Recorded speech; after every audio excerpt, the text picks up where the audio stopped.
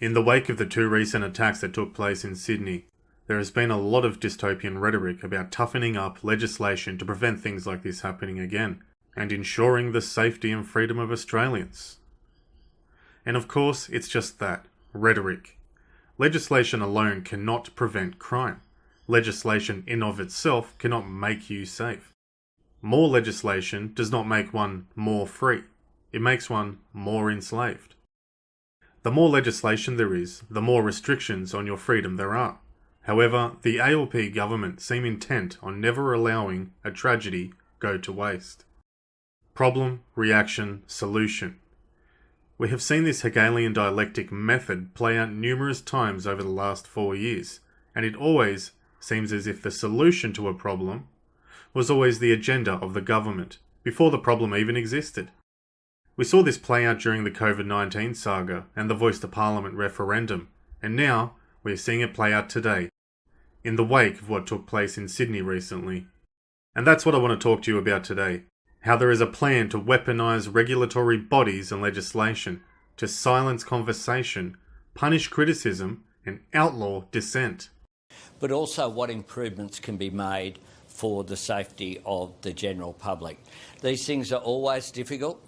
It's difficult to balance freedom of movement with public safety, but after an issue like this, there no doubt will be consideration given, and any changes, I'm sure, will work with the New South Wales Government as well on whether there needs to be any federal response of federal laws as a result of Saturday's incident.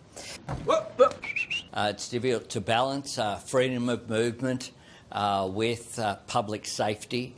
The day after the stabbing of the bishop in Sydney, special powers are granted to police to go around, detain people, search people, and enter people's homes without a warrant. These powers were made possible due to New South Wales Police officially naming the incident as a terrorist attack. However, the homes that were raided were not members of the Muslim community that may have weaponised the attacker or radicalised him. The homes that were raided and the people that were harassed were those believed to be in attendance of the riot that broke out in Sydney, and people who said naughty things on social media. Last Thursday, New South Wales Premier Chris Minz, Prime Minister Anthony Albanese, and Communications Minister Michelle Rowland have announced their plans to give more power to the upcoming Misinformation and Disinformation Bill, and applying pressure to all social media platforms in the wake of two major stabbing incidents that took place in Sydney. New South Wales Premier Chris Minz had a few things to say on the matter recently. But if extra Commonwealth laws are required to take down web pages that are inciting violence and smashing cohesion in Australia's largest city, then that's exactly what needs to happen. In the first instance, we'll work with the Commonwealth Government to pull down those pages, but I can't emphasise enough how difficult it is to contain a combustible situation when false and malicious rumours spread like wildfire in our community. Isn't that an interesting choice of words by Chris Minz? He said if extra Commonwealth laws are required to take down web pages that are spreading misinformation, then that is exactly what needs to happen. I mean, come on. The problem with this notion of misinformation and disinformation is it never has to be proven unequivocally. It just has to be determined that something is fake news by the government or their unelected bodies they put in charge. We saw this during the COVID-19 pandemic and during the Voice to Parliament referendum, where social media accounts were taken down, people were arrested, access to certain content was restricted, where people were doxed and fired from their jobs, where factual information was fact-checked by communist corporations and determined to be misinformation, etc. This raises not only concerns for freedom of speech, freedom of expression, and the ability to have an informed opinion about something, but it also pushes on other issues of morality. Who exactly is going to be the arbiter of truth in this dystopian future, when we live in a North Korean-styled shell where everything is hidden from the public due to governmental censorship? Well, according to the police, they will be the arbiter of truth. I also want to stress that there is misinformation being communicated across social media, and people should not share any of that information. The source of information should be from police and law enforcement authorities. And if people have concerns, they should check our websites, our socials, and any other direct news from law enforcement about current information. If we have current credible information about any risk or threat to the community, we will let them know. We will share that with the community. So please be assured that police will be the source of truth and not social media and misinformation. Be assured that police will be the source of truth and not social media and misinformation. In Australia, we are experiencing a lot of issues with housing affordability, rental price increase, a cost of living crisis, growing crime rates, and issues with employment. All of these issues have been directly caused, or at least impacted, by the rampant levels of unrestricted immigration into our country. We have had an influx of unsustainable, unmanageable immigrants into the nation that we don't have the resources for. And many of these people are coming from places in the world where they are just not suitable, where assimilation is impossible. If Albanese truly cared about Australia's well-being, they would shut the gates and incorporate a net zero immigration policy. But of course that will never happen. Albanese was even asked recently if Australia's immigration project was under pressure due to the recent incidents that have occurred in our nation. This is what he had to say.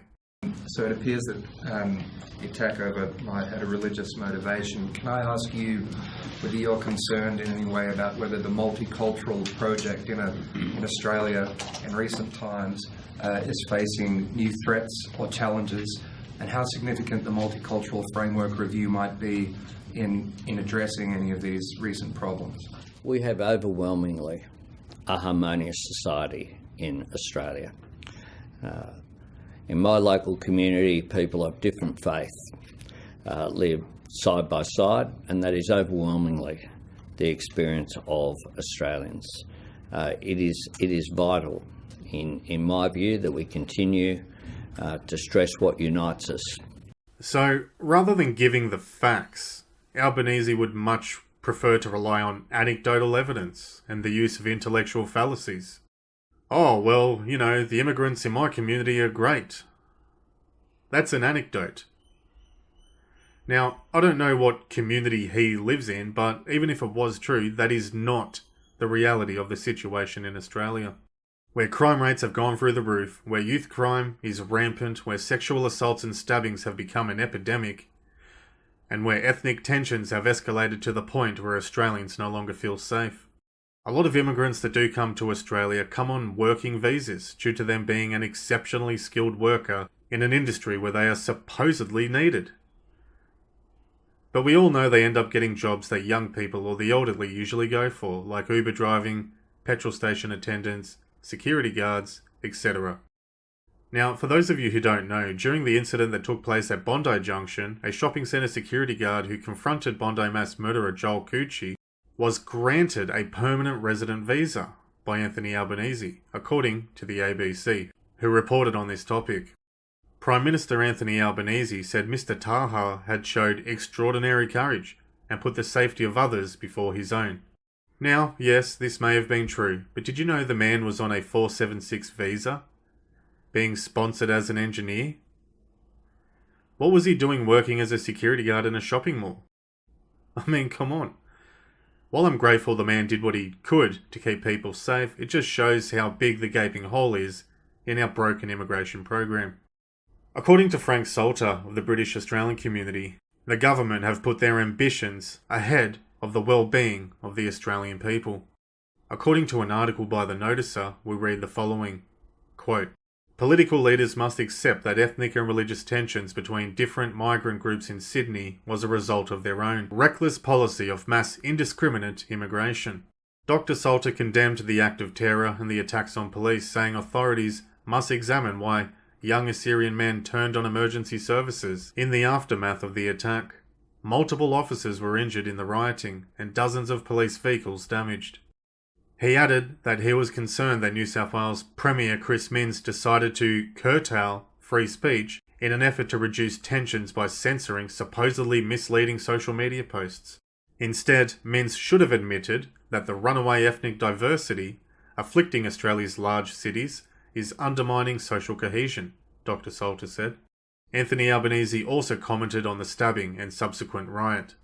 He claimed that Australia is generally harmonious. The Prime Minister insisted there is no place for extremism in Australia. He urged people not to take the law into their own hands. Mr. Minz and Mr. Albanese should know the reality often defies wishful thinking. The baleful effects of ethnic diversity are well confirmed by social science research. It is time that politicians began taking responsibility for the fallout resulting from their reckless policy of mass indiscriminate immigration." Unquote. Yeah, I mean, he's not wrong there, but, the ALP are never going to go back on their immigration program. One of the ways the Albanese government intends on silencing conversation with their North Korean dictatorship-styled Orwellian agenda is through the powers that have already been granted and will be granted to the Minister for Communications, the dishonourable Michelle Rowland, and the unelected dual-citizen former lobbyist Julie Iman Grant, who we are told is Australia's e-safety commissioner, whatever that is. On the 16th of May this year, Michelle Rowland, the Minister for Communications, who is currently seeking to criminalise misinformation at their determination, in spite of facts, put out an official press release titled "Record Investment to Improve the Safety of Australians Online," where she claims the following, quote, "Our world-leading online safety regulator will receive an additional $132.1 million over 4 years, providing e-safety funding certainty so they can support a safer experience online for Australians, including for vulnerable people and children," unquote. So they are doing this to protect vulnerable children, right? Because we all know the communist left love children. That's why they want to legalise, finance full-term abortion, all the way up to birth, and increase funding for hospitals who offer gender-affirming care, which is nothing more than their genital mutilation program. Of course, we have already seen how they are going to use this legislation to go after people giving their opinions on social media. And I'll show you more examples of this soon, just to further demonstrate the lies of the ALP and the truth of the matter. Further down in the press release, we read the following, quote, "This record funding means e-safety can keep up with growing demands for their services and take strong actions to have abusive and illegal material removed from the internet," unquote. So, what is this e-safety commission? Well, according to their own website, quote, "E-safety is an independent statutory office supported by the Australian Communications and Media Authority," unquote. So, in a way, they are kind of like the RMIT Fact Lab, but with teeth, who are given legal authority, and they are headed up by a former lobbyist who worked at Bill Gates' Microsoft for 17 years, Julie Iman Grant.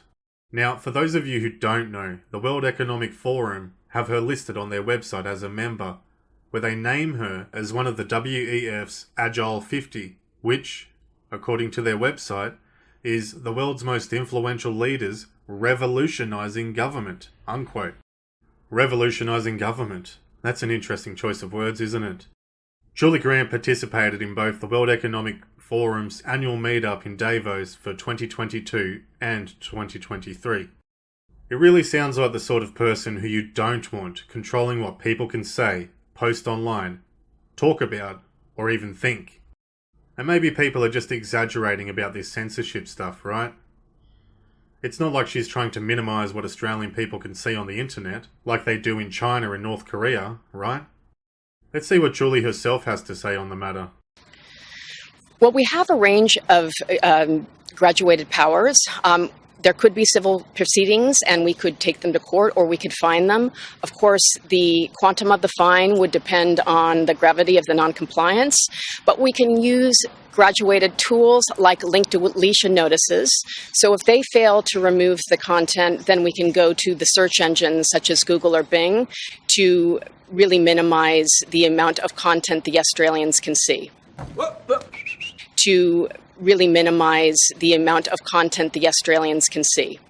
Well, there you have it, folks. Straight from the horse's mouth. I attended the World Economic Global Summit as the e-safety commissioner. Do you believe that the First Amendment has too high a bar for the online era? The First Amendment does not apply in Australia. The First Amendment does not apply in Australia. I know, but you're an American, so I thought in general, as a standard for freedom of expression, do you think that's too high of one? No, I don't apply that. I apply the laws of the Australian government. Are you setting yourself up as an arbiter of what should and should not be seen online? No, I am not. Julie Grant is also trying to sue Twitter for refusing to take down certain posts related to the stabbing events, issuing fines of hundreds of thousands of dollars. Apparently Twitter, or X, will be taking legal action against the Commission. In a statement they put out, they outlined that not only were they trying to prevent Australians from seeing the content, but they actually issued a global takedown order, which means that the content in question is globally removed. This is a part of the statement that was put out by Twitter, or X. Quote, "There is a public conversation about the event on X and across Australia, as is often when major public concern events occur. While X respects the rights of a country to enforce its laws within its jurisdiction, the E-Safety Commissioner does not have the authority to dictate what content X's users can see globally. We will robustly challenge this unlawful and dangerous approach in court. Global takedown orders go against the very principles of a free and open internet and threaten free speech everywhere," unquote. So, as you guys can see, the real agenda seems to be removing our God-given rights of free will, the ability to speak freely, and the ability to share information.